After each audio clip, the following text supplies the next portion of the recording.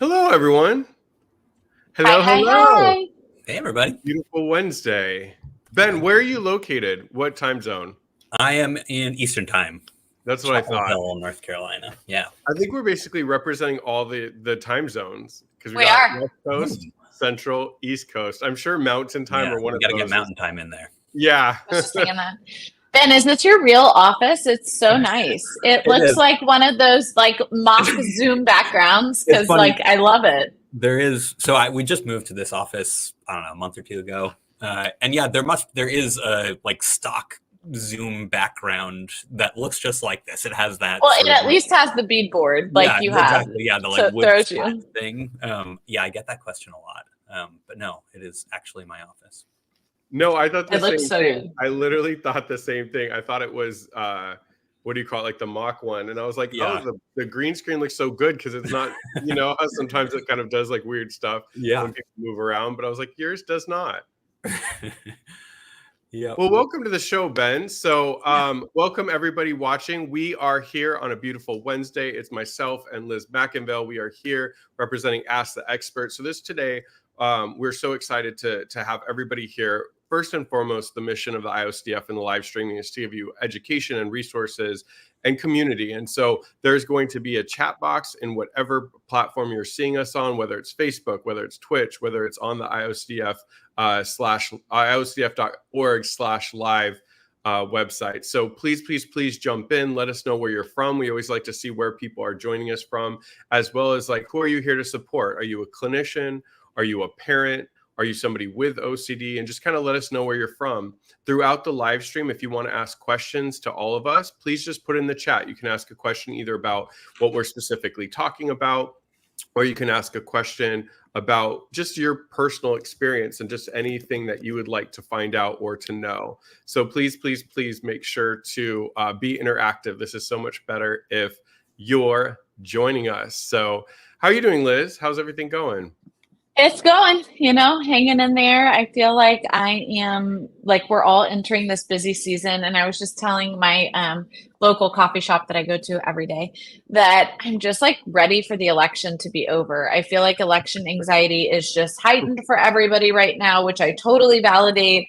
And I'm at a point where I'm just like, okay, like let's just get to 8 days and be done and moved on. Even though I know it won't be that simple for half of the country probably either way, but it just feels like this anticipatory anxiety is crushing people and we're all feeling it. Well, I don't know about you guys. It's like every time I open my Not mailbox, to throw a hot, heavy topic out I know, there, but here I am.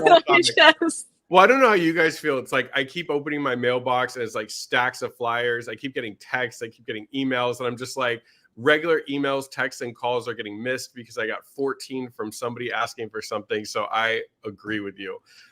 Do you all have a local coffee shop? I love that. Like that we go to besides Starbucks, since you go to Starbucks? Well, okay, I dislike Starbucks. I only go because there's like 7 around the mall where I'm at and I can order it ahead. But there's this place I want to shout out called Nook. It's like the cutest coffee shop.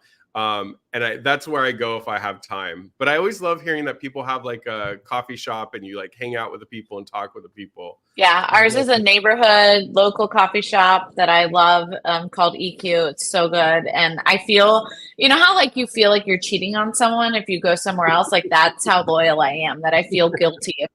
Even when I'm out of town, I feel like I have to explain to them where I've been. Like, promise I've been out of town. I'm sorry. Like I didn't go somewhere else. What about you, Ben? You can't cheat on your coffee shop or your hairstylist. Hairdresser, right? Yes. Or you get a haircut somewhere else and like, well, I haven't seen you in a couple months, but your hair is still short, and you're like, I was traveling. All right. Yeah, I feel like so I just moved offices, and so yeah, I had my spot by the old office. They knew me, was there way more than I should have been. But now we moved, and I don't have my spot yet, and it's a little disorienting not having that kind of like new place. It's like stabilizing place, yeah. Yeah, my place, I like if I do Uber Eats coffee, I get a cute message. Hi, Liz. And I'm like, I love them. Well, Ben, we're so happy to have you on today. So I'm just going to give a little bit of background for our guests so they know who Ben is. He is a licensed clinical social worker and therapist in Durham, North Carolina. You're still in Durham, or did you move? So we just moved to Chapel Hill, right down the road. Yeah. Okay. But it's close still. It's close. And Chris and I's geography is lacking. We're both like, yeah, great, awesome. I'm so bad. I'm so bad. So please don't ever. Can I tell y'all something? Sorry, we're going way off topic, but we will get back, I promise. But in college, I was so bad at geography. My mom would like help do geography. And then, I'd be like, oh my gosh, am I cheating? Like, what's happening? And I'd feel so guilty about it after she'd help me with it. But it's like, anyway, geography's not my thing. Okay. Like if you tell me, like my husband will be like, just go north. And I'm like, what direction is north? I don't know. Like use street signs. Tell me something else. He's like, oh my gosh. If it makes you feel better, Liz, I was at the conference one year and I was asking some people where they're from after a talk. And this guy said, oh, I'm from Indianapolis. And I'm like, oh, where is that? And he's like, you don't know where Indianapolis is? Like it's literally in the name. It's in Indiana, and it's like I think the capital. But I literally was like Ohio, and so, anyways, I failed. American. it's a combination of the American education system, but being on the West Coast, man, it's like all those states over there start to look alike. But all right, so Ben has studied psychology at the University of Vermont and received his Master of Social Work from New York University. He has also completed postgraduate trainings, including a certificate program in cognitive behavioral therapy at Boston University and the Behavioral Therapy Training Institute, BTTI, conducted by the IOCDF. He has worked in a variety of settings, including inpatient psychiatry, resident treatment, and outpatient clinics. Prior to opening his practice, which is Bull City Anxiety, Ben worked as a therapist at McLean's OCD Institute, receiving training in ERP and developing a specialty in treatment of OCD. He has now opened his own practice since 2014, where he's in Chapel Hill now. He treats adults suffering from OCD and anxiety. He is a board member of OCD North Carolina, which is an affiliate of the IOCDF, and he is a father of 4. Dang, y'all both are going to be busy and enjoy spending time with his family and exploring the outdoors of North Carolina. Well, welcome. Yeah, thank you guys. Yeah, so Ben, I'm excited to have you on. Obviously, you're a friend to Liz and I and to the foundation, but you wrote a book, which, like I said, I told you before camera, if I was at my office, I would have it because your publisher graciously sent it to me. But I always have to be reading an OCD book. I'm a reader, so I have a fun book. I have a general psychology and an OCD based book. Yeah. But what I loved about your book, just like what I love about Liz's podcast, is I think all of us with OCD have these other things we deal with. And so Liz talks a lot about anxiety, which I feel like OCD, we're so prone to it. And in your book, although it's specific, I would say, for people with OCD, but it also hits stuff for anxiety. It hits stuff for worrying. So why don't you just kind of tell the viewers like about, if you hold it up, but like about the book and the idea, and what is some of the feedback that you've been receiving? Yeah. So I think the book, I think for me was really kind of born out of this idea that, we have, these different diagnostic categories, but there's a lot of overlap in them. I think the book in particular kind of came out of, I was giving a talk about kind of OCD and GAD and looking at some of the overlap, the similarities, the differences.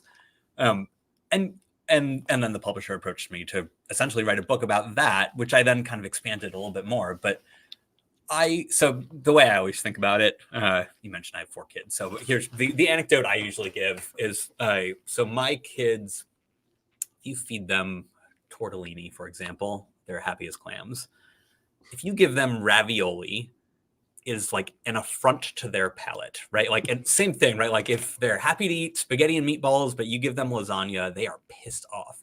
And I always find it interesting that it's like, we have the same ingredients, but you can kind of configure them in different ways. And sometimes it's essentially the same thing. And other times it really is like a different kind of thing. You throw some ricotta in there, it's a different experience. And I always think about kind of mental health problems in that same way, where there's like a lot of these same ingredients showing up in different diagnoses. And sometimes they look a little different. And again, you put them in combination with different stuff and yeah, it will look different. So I think about like OCD and GAD, for example. There are definitely these things about them that make them these sort of fundamentally different experiences for people.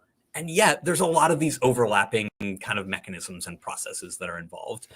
And so I really wanted to write a book that kind of tapped into not just a diagnosis, but like some of these underlying things that drive it. And so in thinking about worrying, right, like it shows up in GAD, but it also shows up in OCD, it shows up in PTSD, it shows up in panic, right? Like it's all over the place. And so, yeah, I really just wanted to look at, again, not just the diagnosis, but, hey, is it driven by a struggle to regulate emotion, or is it driven by cognitive distortions or beliefs about anxiety or fusion with these thoughts and feelings, right? Like that there are all these things just under the surface that I really wanted to try to tap into. So I think the book was really an effort to identify some of those processes and to be able to use it as sort of a tool for people to identify their own little proprietary blend of these different processes, and then to have some more tangible interventions and skills that people can use to address whatever that thing is that's driving it. So yeah, it was fun to write. I think it ended up, I think in a lot of ways, I think of it as almost kind of like a series of essays on these different processes and things that people deal with, right? So I think they all kind of come together, and they're obviously related, but I did want to kind of break it down and deconstruct what that process looked like for people. I'll toss it to both of you. I mean, chapter 3 talks about, can worry be controlled? And obviously in OCD 2, we have rumination, and we have like I think people sometimes confuse the original thought with the rumination and the fixation. So just, for an open discussion, I think that's the biggest part maybe the society misunderstands about OCD, or even generalized anxiety, like this obsessive worry, this constant rumination. And a lot of times when I first meet people, they're like, it can't be controlled. I ruminate all day. There's nothing I can help. What are some of the things that we as clinicians can do with our clients to really help them understand that you don't have to ruminate about something or worry about something for 3, 4, 5 days prior or even after an event? Yeah, and I agree. That's the thing I hear all the time is like, I don't have any control over this. It's automatic. It's how my brain is. And my reply to that is usually this idea that automatic does not mean inevitable, right? And I believe it. I believe that people have had that experience where this stuff just happens automatically. But that doesn't mean that you can't learn a different way of approaching it and develop that ability to have some sense of control in your response to these things. And so, yeah, I think we, as clinicians treating OCD, I know we talk a lot about this difference between that automatic thought that just shows up and then that subsequent process that happens afterwards. And I'll be honest, I have some mixed feelings about the title of my book, but I do really love the tagline of it, which the publisher came up with, not me, but it was something along the lines of like, worry happens, worrying is optional. And I like that idea of like, hey, we have this one part that indeed we don't control. It just happens. Those thoughts just show up. But then in our response to that, we do have more control, and we can make choices about what we do when we have uncomfortable thoughts or when we feel some pull to find certainty or make it right. So yeah, I think helping people to understand that these things, even if they may have become automatic, they may have become habitual over time, that doesn't mean we can't change it. The example I usually use is like, well, like I put on my left pant leg first. I do it without thinking. That doesn't mean I can't train myself to put my right pant leg on first, right? Like it might take some effort. I might have to be really deliberate and intentional. I might have to make some notes to myself, right? Like it's not easy, but it can be done. We can retrain ourselves to approach these things in different ways. Liz, for you, like in your own recovery journey, do you remember like something specific that helped you recognize like, hey, obviously there's the physical component that we have to cut out, but for you personally, that you don't have to spend all day in your head? Like, did you ever have like an aha moment, or is there a memory that you have where you finally got to a point where you're like, I don't need to spend hours just like stewing over the same problem? Yeah, I feel like two things. I heard this recent saying lately that I hadn't heard before, which is that worrying is a failed attempt at problem solving. And it really stuck with me because I was like, wow, I really like that. And I think that one thing that happened for me, and this is probably before I even got good treatment, right? But I knew that like trying to figure these things out that were not solvable actually just got me more stuck. Right. So I often talk about like how compulsions end up making us more confused, right? The more that we engage in rituals and behaviors, oftentimes those of us with OCD will say something like, man, I ended up feeling worse after I spent all this time ritualizing than I did to begin with. And I wish I wouldn't have done that at all. Like I actually feel more stuck, more confused, more triggered. I wish I would have just stuck with the original trigger. However, your anxiety, your distress pulls you in, right? That's normal. Of course it does for everybody. Nobody wants to feel distressed. But I think the more you can see that pattern and call to it and be able to recognize when you're not in it, that like, man, that just gets me more stuck. And like, yes, this is going to be harder up front to not try to just get that immediate relief. That's where long-term success comes. I think everybody with OCD and anxiety knows that trying to solve these things and figure them out don't actually help you. And I think the other what thing about for too, you, Chris? And sorry, Yeah. I realized I have like a random chair in the background, so I need to move that. It's so weird. No, I think for me, originally, like what really, really helped is that I started to recognize that there's nothing else in my life that I was spending as much time worrying or trying to figure out except OCD and anxiety-based fears. So I was like, would I really be in a class where the professor like presented a problem and I was like 4 years after the class was done and I'm still trying to figure it out? Of course not. But I think as I've gotten like further in my recovery and where I'm at now, I always ask myself 3 questions if I find myself in my head. And I always know if I'm ruminating because I've checked out of what's in front of me. Like, you know, I'm not really paying attention to them making my green tea matcha, or I'm not really paying attention to the conversation. And the 3 things I always ask myself is, number 1, am I in the mindset to even be trying to figure something out right now? Because if I'm in pure panic, like I just was triggered, that is never the moment to even figure out if this is worth spending time on. The second thing is if it's elongated worry, I'm like, okay, did I get new information? So for instance, cold case detectives, right? They're not going to just keep opening a cold case every 6 months for no reason. They have stared at the evidence forever. There's nothing new until new DNA comes out or a new confession. So if I don't have any new information, this isn't a worry I should pick back up. And then finally, has it been helpful? Have I solved anything? Have I moved forward? Have I gotten anywhere? And if the answers to that is no, then I'm like, okay, maybe there isn't an answer here. It's time to drop it. What I want to throw out to both of you is, because then when I have this conversation with clients, what they always come back to is like, how do I know if this is worth worrying about? Or how do I know if this deserves a little bit of worrying, but not as much as with OCD? So because sometimes I think people take the treatment literally and are like, I'm just never supposed to worry or ruminate about anything ever. And it's like, well, you know, it's your first day of your kid's kindergarten. You're going to worry, right? How can people navigate like what's worth worrying about and time and what's just something to drop? Yeah, it's a great question. And I think the like kid's first day of kindergarten, I think is a good example where it's like, hey, it's obviously something really important and meaningful.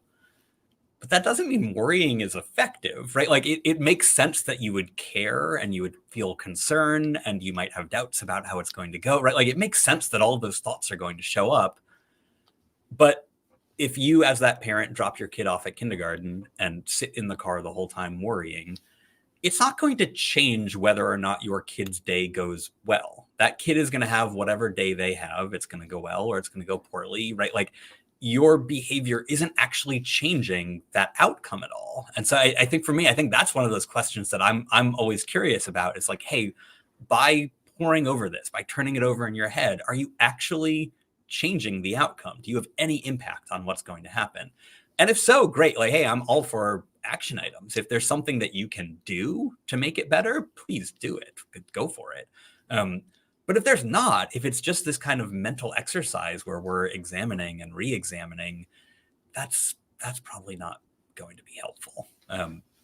So yeah, I think that's the one I'm always trying to tap into is just, hey, does this actually make a difference? Does it change the outcome one way or another? The example I usually use is kind of like, hey, you have a big test coming up. Do you want to worry about the test or do you want to study about the test? Or study for the test, right? Like that studying obviously will change the outcome. Worrying well, if anything, you're going to do more poorly on the test if you worry a bunch. But I think just trying to figure out, hey, where's this line where I'm actually making a difference versus, I'm just spinning my gears. And the thing I'll say too, if I can add in, is I want you to be thoughtful of like, is this something I actually can problem solve or not? Right? Like I'll give a random example, but like we were just looking at getting a tree moved. I know it's the weirdest thing, but I sent an email about it saying, can we get a quote? They sent back the quote. I reviewed it. I was like, this seems too expensive. I don't think it's worth it. Sent it to my husband, said, what are your thoughts? He said, we agree, and we're done. Right. And like, there was actual problem solving that could happen, and we weren't worried about it, but we were thoughtful about it, and it was on our mind till we made a decision, because there was an active decision to be made. If instead I get the quote and I spend the next 2 weeks ruminating about what decision I should make, and if the decision to not proceed with removing it is the right one or not, and I just stay stuck in that process, it doesn't actually really often change the outcome, but it certainly impacts the way I feel for those next couple weeks in a way that is very non-productive. Right. And so to think a lot about, I always like to say, like, is this productive worry or not? Right. Does this worry actually like help me get to an answer? So am I thinking things out, and are there action items I can do, or am I just talking about it? And so to go back to my lovely bombshell that I dropped at the beginning, if it's okay, political anxiety is a perfect example of this. Yeah. Right. But like, all of us probably engage with our own political beliefs differently. Right. Like, so some people go and do rallies. For some people, right, you are posting about it online. For some people, you are engaging in conversations with family members, right? We're voting, we're doing these things. But for all of us, we make our own decisions around how we want to engage politically. Like, okay, I think about the same with COVID, right? What were my safety behaviors? They were probably different than all of ours. There wasn't a right or wrong, because it was very ambiguous and confusing, but you made your own decisions based on what made sense for you, right? And what works within your framework. Doing things in addition to that, right? So checking social media nonstop, talking to people about it, texting, sending videos, getting frustrated if somebody doesn't have the same views. All that does is create more worry, more anxiety about a situation I can't control, versus me being able to say, okay, what are the things I can control? I can vote. I can engage in this way politically. I can do these things that are meaningful to me, and then I can move through it. But what are your thoughts? I just love to hear ways that we relate this to everybody versus just anxiety or OCD. Yeah, I remember somebody asked me what was the definition of anxiety, and I don't know if this is the real definition, but what I just said, what came up off of my head one day, is I was like, anxiety is trying to control something you don't have control over. And so the thing about coming up with like politics, or let's say like there's a family member of mine that's going through some health stuff, and she just got a surgery, and we're trying to find out and stuff. There's going to be these real things in our lives, and people will say, well, I feel like the treatment is trying to make me cold. Like, Chris, shouldn't you worry about politics? It's going to affect you. Or shouldn't you worry about your aunt? And I'm like, there's a difference between worry and unhelpful worry. You know, all of us have our faith. We may pray to someone. All of us, like, if we believe in science, we're hearing what the doctor is saying. But ultimately, there has to be a part of letting go, because when you do all this extra stuff, it doesn't create change. So like you were saying, Liz, people can look at their free time and say, okay, based on my lifestyle, here's the things I can do to help the candidates I like win. Beyond that, scrolling on social media, looking at every poll, talking to every person, worrying about it, not sleeping, even if politics impacts your life greatly, those extra things are actually sucking energy out of the energy you could use to be proactive, right? So my aunt needs our support. She needs the family group chat. She needs us to be there for her. If we're all drained and sad and worried, it's the old saying of putting on your mask before someone else in an airplane. You're too depleted to do the things that you can do for other people. Real quick, but I want to hear your opinion, Ben. But one of the books I really like is it's been a bestseller forever, but it's The Subtle Art of Not Giving a Bleep. And that's one of the things he talks about in one of the first chapters. He's like, it's not that my book is telling you not to care. He's saying we only have a certain amount of F's to give a day. And if you have depleted them on things that you can't control or that are irrelevant, when the real important things come up, you're depleted. You can't be there for the people and for the things you need. Yeah, I love that. Yeah, it's funny because I was sick of election season. I feel like a year ago, right? Like I feel like this has been going on for a while, and I had the grand plan of, all right, early voting is going to start. I'm going to knock it out. I'm going to go early vote on that first day, and then I can just forget about it until I'll wake up on election day, and it's going to be whatever it's going to be. And I did. I went and early voted, and I think I miscalculated because I'm in a swing state, right? Like there are constant reminders. There are signs everywhere. There are ads everywhere. Chris, as you said, I have a mailbox full of flyers, right? Like you can't get away from it. But I think what that early voting has done for me is it's helped me to more quickly move to that place of acceptance and saying, hey, I already did what I'm going to do, right? And like, yes, I could canvass, I can make phone calls, I can go to rallies. We have lots of options that we can choose from. And we're all going to decide what version of that makes sense for us, what fits into our lives, what reflects our values. And, you know, I think just being able to identify like, hey, what does that look like for me? If I've done that already, great, then I'm done. And if not, then awesome. There's an action item. I can do that. But again, it doesn't mean you're not going to have the thoughts. It doesn't mean it's not going to feel uncomfortable. I think it just means you're going to have to keep moving back to that place of acceptance. And I think for me, I think this is one of those big kind of like misunderstandings about acceptance, which is that I think a lot of people think of it as just this choice that you make one time, right? Like that I've chosen that my role in the election is done and I can move on now. When in reality, it's a thing we have to keep doing, right? Like that we have to keep choosing acceptance and we have to keep existing with these uncomfortable thoughts and feelings. But it's not a one-time deal. It's a process that we keep kind of reinvesting in. Yeah, Ben, you brought up a good thing. So I want to throw this question out there. So on the back end, Amanda, it's from Elizabeth B at 12 your time. She says, thank you so much for everything. I'm holding my own these days, but still struggle every single day. But this is the part of the question. My question is, what is the difference between acceptance and just apathy? So I think one thing that people hear when they come to the conference or our live streams or in these conversations, or people who don't even go to OCD treatment or events, they hear about acceptance and like mindfulness, meditation. And I think you just touched it, but I'd love to talk deeper about it for a second. I think people don't understand what acceptance is. And that's why they get it confused with apathy or not caring or thinking it's something. So for you guys, how do you describe acceptance to clients? How do you have them understand it in the context of anxiety and OCD and that it's not apathy? Yeah. I have thoughts. Yeah. Yeah. I mean, so I would say, I think of acceptance as a choice not to resist the reality that we're in, right? Like that the things are the way that they are, and we have to learn to be in that. It doesn't mean we like it. It doesn't mean we endorse it or we feel good about it. It just means that we are willing to look at it and see it as it is. And so I think we sometimes will face limitations. I think politics are a good example. I think about this a lot with like climate change, where I don't like it, but I have to accept, hey, there's this limit to what I can do. I can recycle, I can drive an electric car, I can do all these different things, but there's always going to be some limit to what I am willing or able to do. And that's the place where I have to accept that, hey, this is painful. I don't like it, but it is what it is. And I would say, I think that's different than apathy, which is more of like an outlook on things, right? Acceptance, I think, is more of a neutral process and just saying, hey, this is what it is. It's not saying I like it or I endorse it. I think of apathy more as saying like, well, like I give up, or I don't think it's going to go well. And I think acceptance is much more intentional, right? Like when I say I'm drawing using like climate change, right? Like, hey, here's where I'm drawing the line.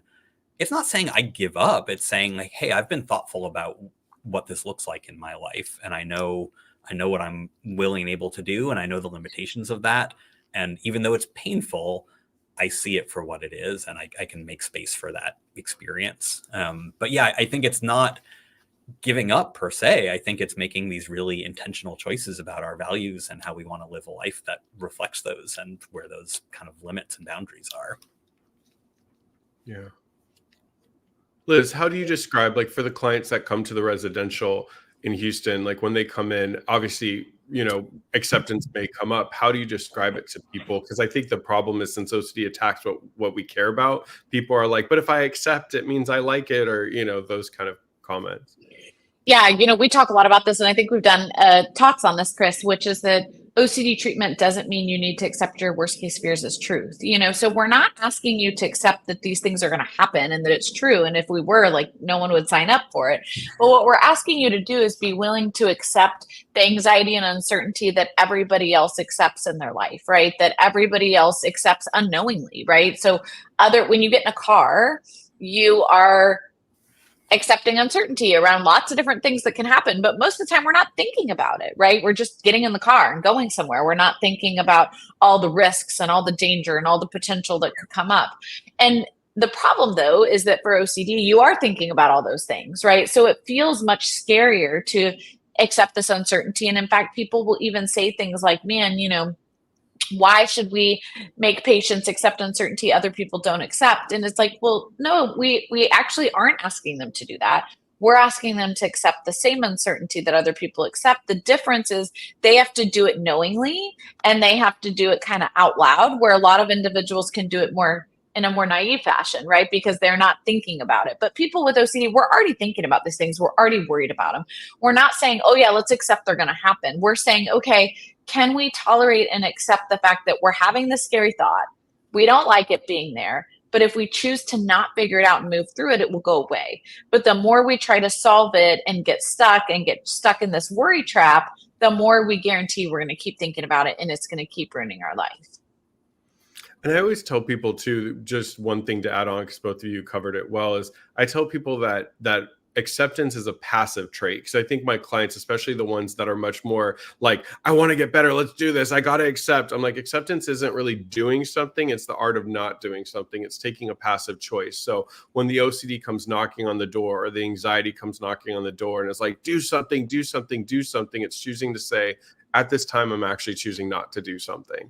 And that may mean that this occurs or that occurs. I'm not quite sure, but I'm taking a passive approach to this now, and I'm taking a step back. I've spent a lot of time trying to figure this out. I spent a lot of time doing behavioral things. It's made it worse. I have new worries. It's actually backfired. I'm choosing to walk away. It is what it is. And I think what comes with that, I was talking to Dr. Michelle Witkin in LA about this. When we worry, our worry is big. Like, the thing that we're afraid of is huge, like this big dragon.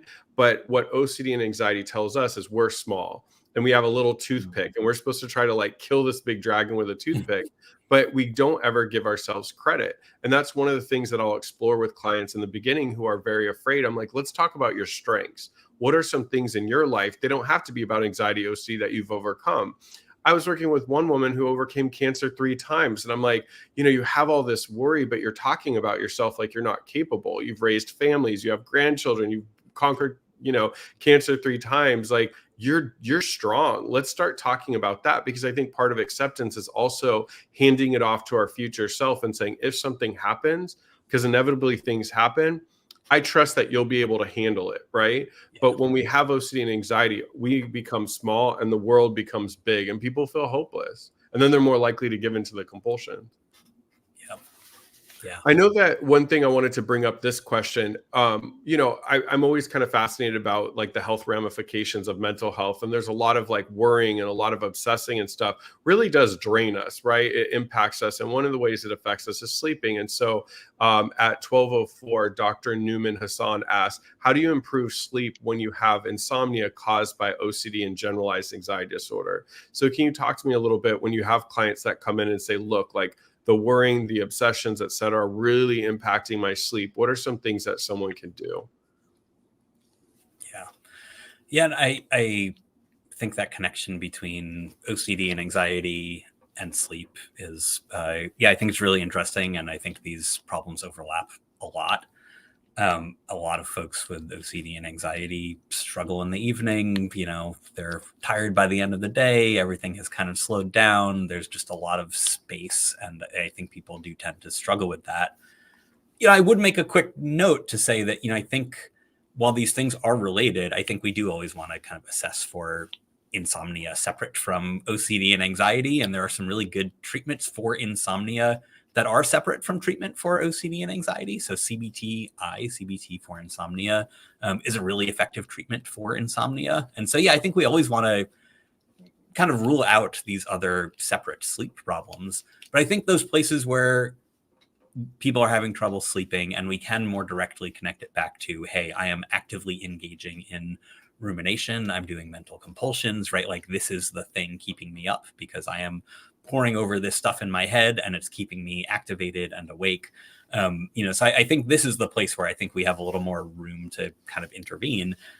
And the way I always describe that is like, if you're trying to figure out how to disengage from mental compulsions and rumination, you're probably going to have better luck starting to work on this at a time that's not right before you're going to bed. And I think it's like kind of putting someone in at crunch time in like the most difficult place when they haven't really built that skill yet. And so I think we do have to be kind of patient in saying, hey, let's work on this in a time where you are more awake, where you do have more of these things working for you. Let's do it where you have a good way to use some of these different skills and figure out a way to manage this.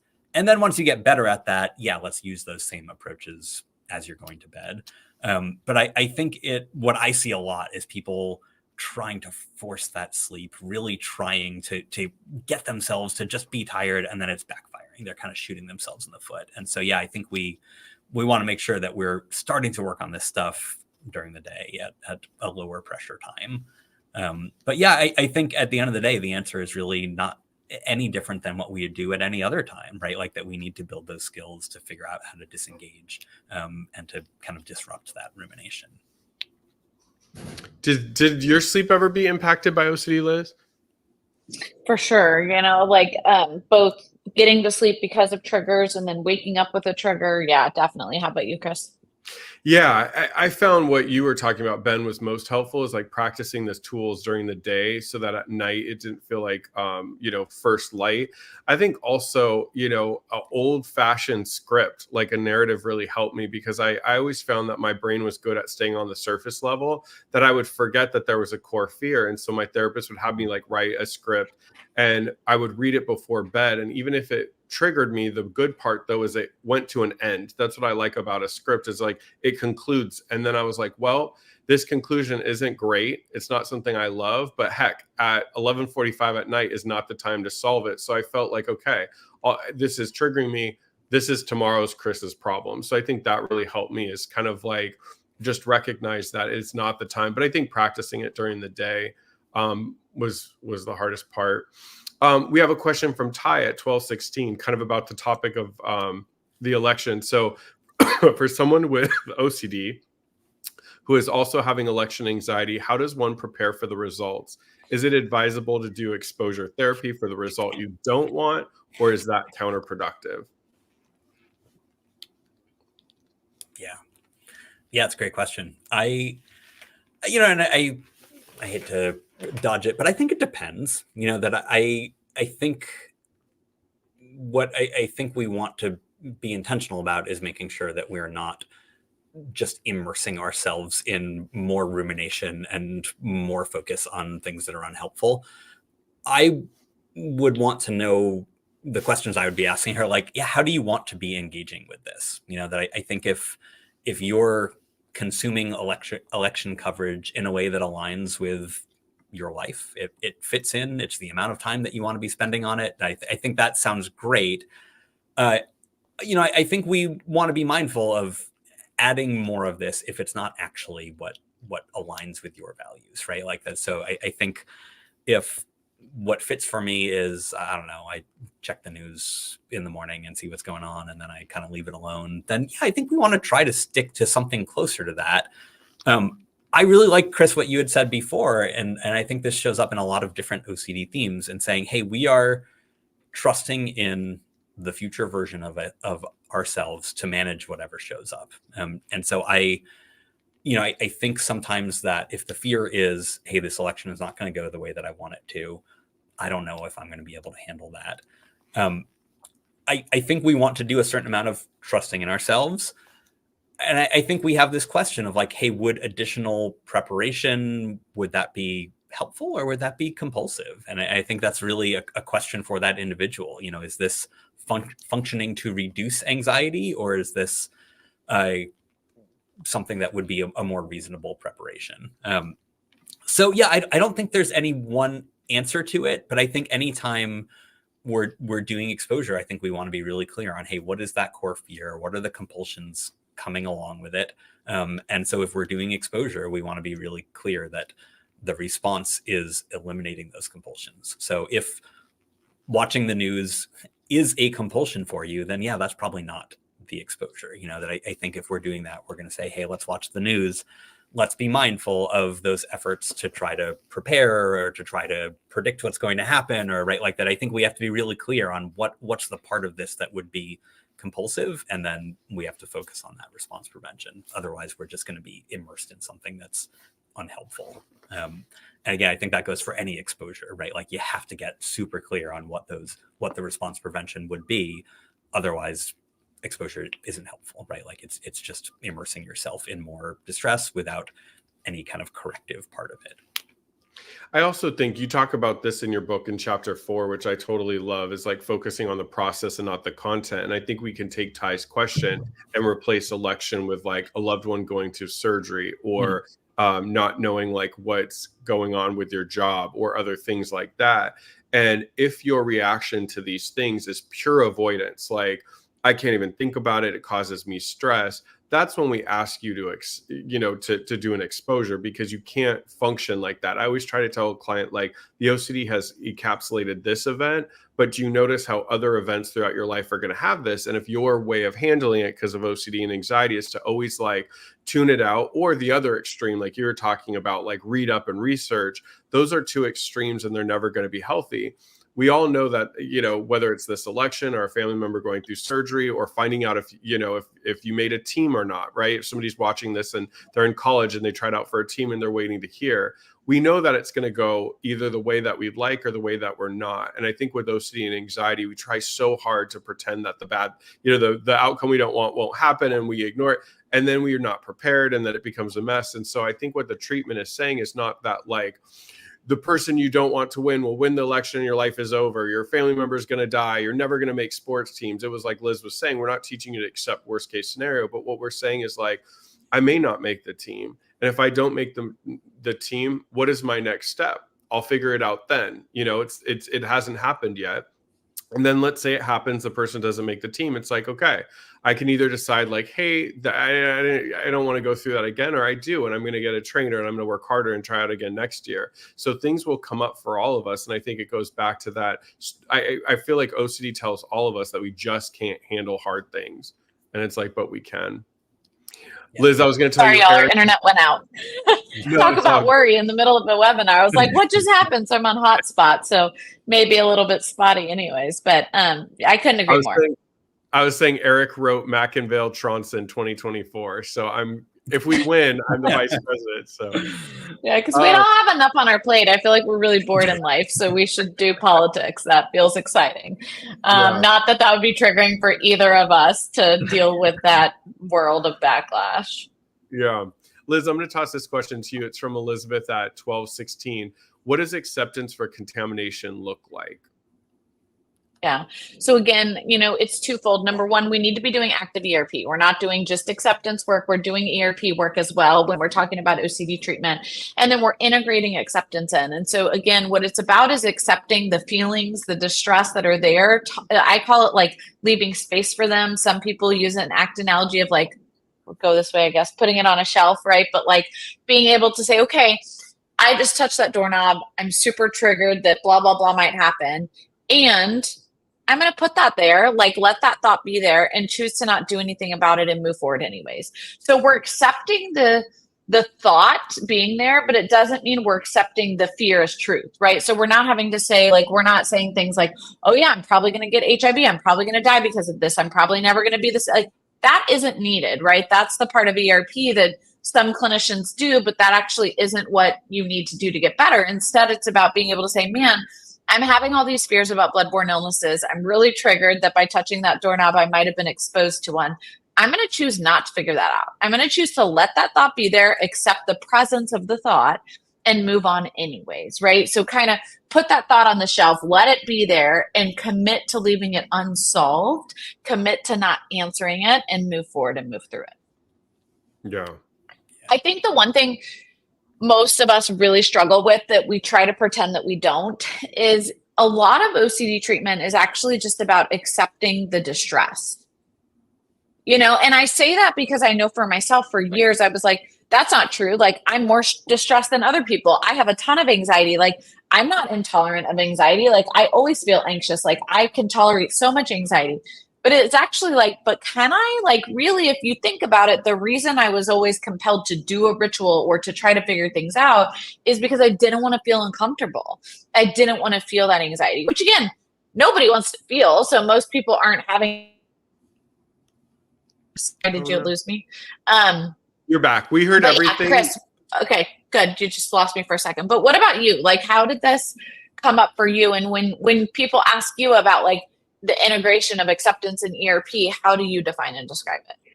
Well, it's so funny because what you just said is so, like, to me, that was really the concept that helped me get better. Because like you said, like I would get so defensive with my therapist. I'm like, it's not that I can't tolerate the distress. Like, I really don't want this bad thing to happen. But when I started going back to, you know, what we were saying, Ben, for your chapter about the process versus content, it's just what I realized, what you said, Liz. It's like, I started to realize that I wasn't even really afraid anymore of the thing happening. It was more that it was like, I don't want that distress to happen. So like a good example is like, you know, my fear of cigarettes and vape and smoke and marijuana and stuff. In the beginning, there was a real fear. I didn't want to get secondhand smoke, or I didn't want to, you know, inhale some marijuana and then act out and hurt someone and then be responsible, but be like, it wasn't my fault. Somebody else was smoking. Well, once I got better, I knew that none of those fears were rational. But what I started to do is still avoid those things. And you could avoid marijuana, I guess, but like smoking and vape, you can't avoid it, right? It's always there. And I realized that because I wasn't worried about the fear anymore, it was simply just like, it made me anxious. And I was like, I can't handle being anxious. But then I realized, like, I'm walking by someone, I smell it for a second and I keep going, that I can handle that, right? So that was what I started to learn, is like, I had started to believe over the years of having OCD that I don't know how to tolerate hard things. I can't deal with stress. And that's why I'm always mad at Kim that she came out after my treatment with that saying. But I love that saying, like, today's a good day to do hard things. And I really think that we should embrace that, because what I learned is I can handle stress. I can tolerate and even manage and even thrive when anxious. And so when I really learned that, suddenly when OCD would bark at me like, oh, if you sit there, you're going to be anxious in that seat. And I was like, I don't care. I can handle it. Right. So I think that's what we're trying to empower clients with. Yeah. Well, I think it's interesting, this kind of shift that I think has happened within the OCD treatment community. And instead of always asking about habituation, how anxious are you right now, the shift to asking about willingness to be uncomfortable during exposure, and really just trying to kind of tap into like, hey, how much are you making space for this feeling right here, right now? How willing are you to live your life in the presence of this feeling? And for me, I always have this visual when I think about acceptance, and it's this image of this person who I worked with, and I'll leave out the details, obviously, but it's a person who had a lot of checking compulsions. They were worried that some bad thing was going to happen, so they were doing a lot of checking, but they would resist, but then just pace. They would pace around back and forth, like wringing their hands. They looked so uncomfortable.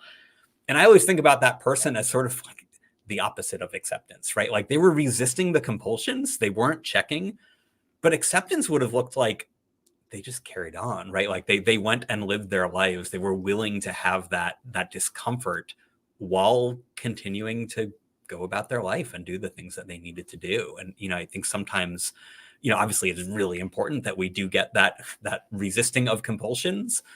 But I think that next level is like really fostering that willingness to be uncomfortable and accepting rather than kind of white knuckling through that experience.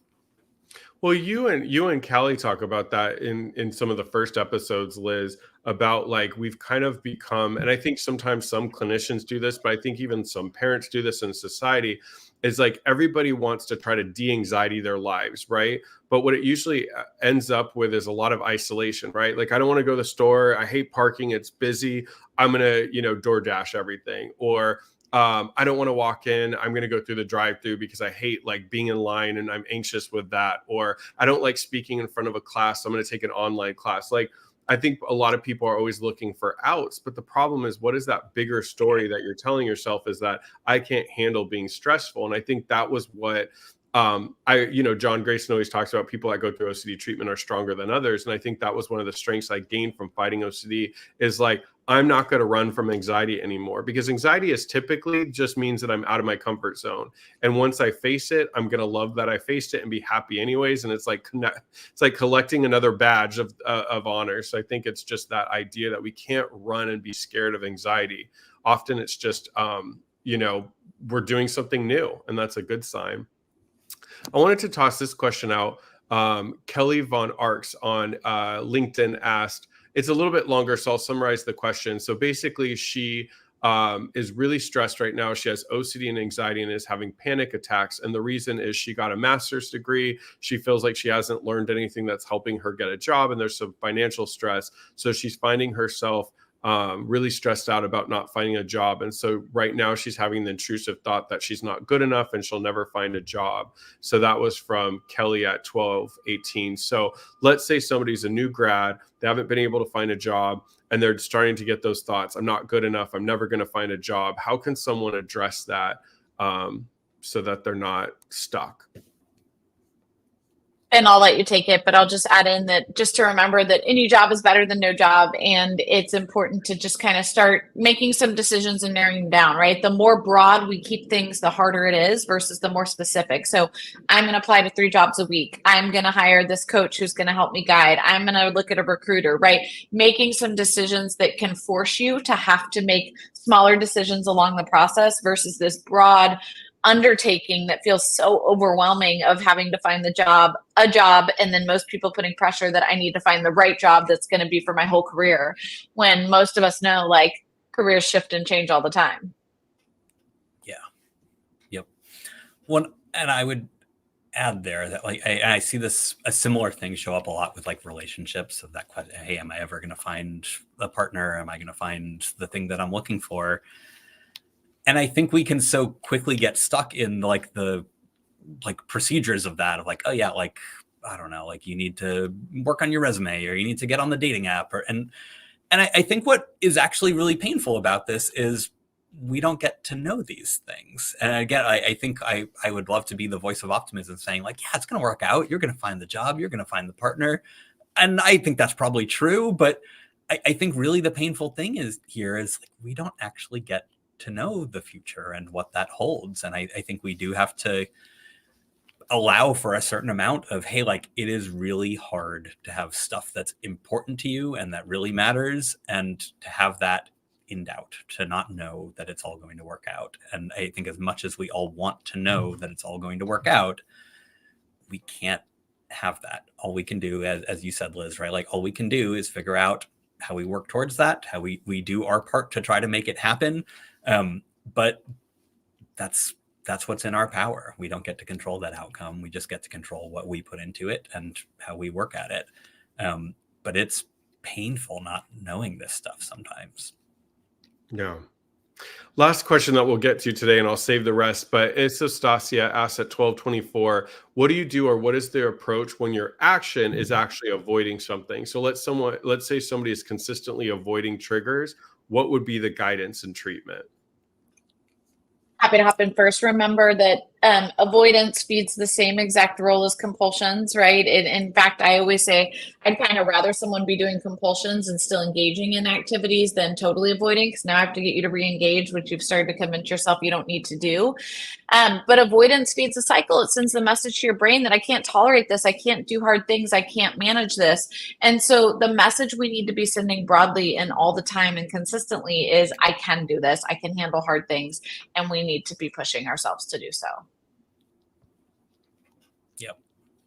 Yeah, 100%. mic drop. I think, and that's when you hear people talking about ACT. So sometimes people are like, "Well, I'm avoiding, but I don't know what action to take." Sometimes us as clinicians can help guide you, but I always ask the golden question: if you did not have OCD, what would you be doing today? Well, I would have said yes and gone to the beach with my friends. Okay, that's your opposite action, right? So if that's your avoidance, not going to the beach with your friends, let's get you to go to your beach with your friends. And it can be a systematic approach. Do you want to start with, looking at pictures of the beach, talking about the beach, going to the beach but not getting out, so you can work on that.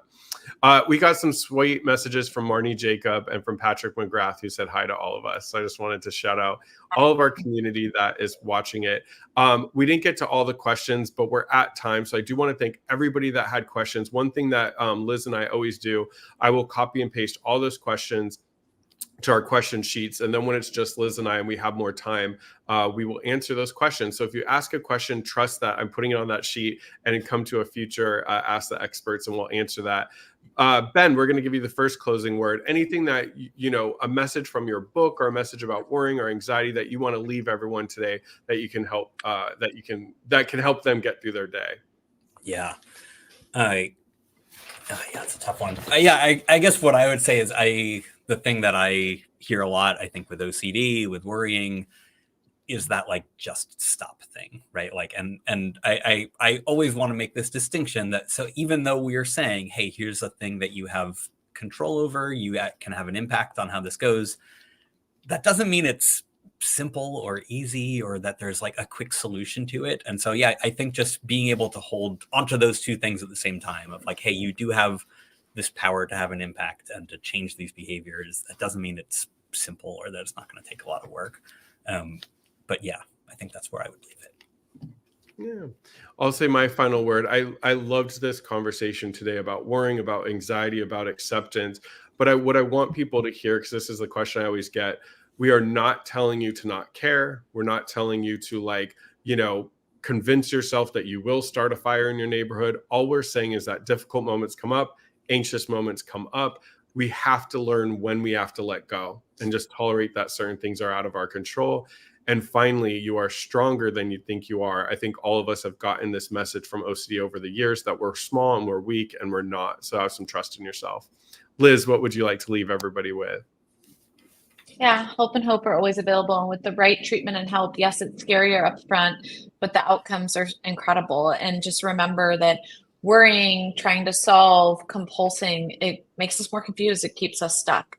And the reality is our goal is to help move you through recovery and move you through treatment. And that can't happen until we start engaging in ERP with some acceptance sprinkled in. Love that. Well, thank you everyone who came out and hung with us today. Ben, tell them the title of your book. Worrying is Optional. All right, check it out Love at bookstores near you. And listen to Anxiety Society by Liz McIngvale and come back and hang out with us Wednesdays at noon Eastern time. Take care. And remember, iocdf.org is your one-stop shop for everything OCD and anxiety, BDD, hoarding, skin picking, and trichotillomania. Take care, everyone. Thanks, Bye, y'all. Bye. The y'all always sounds cooler, so that's why I always let you say it.